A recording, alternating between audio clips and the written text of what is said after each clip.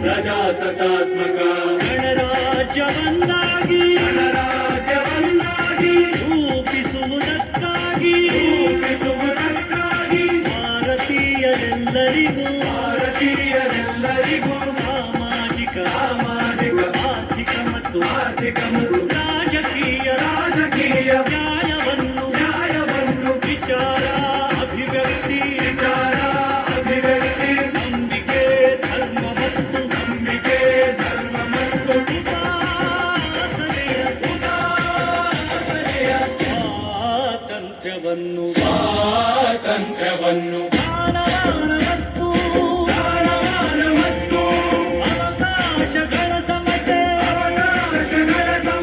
ದೊರೆಯುವಂತೆ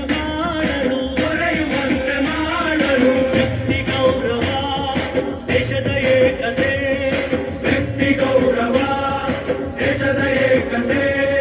ಸಮಗ್ರತೆಗಾಗಿ ಎಲ್ಲರಲ್ಲಿ ಭ್ರಾತೃತ್ವ ಭಾವವನ್ನು ಮೂಡಿಸುವುದಕ್ಕಾಗಿ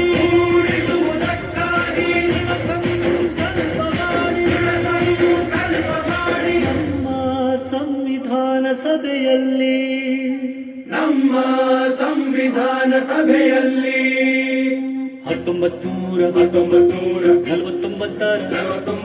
ನವೆಂಬರ್ ತಿಂಗಳ 26ನೇ ದಿನ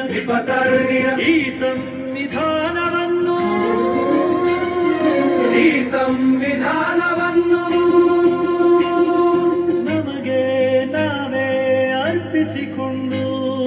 ನಮಗೆ ನಾವೇ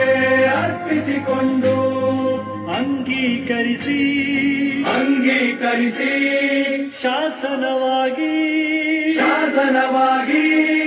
ವಿಧಿಸಿಕೊಂಡಿದ್ದ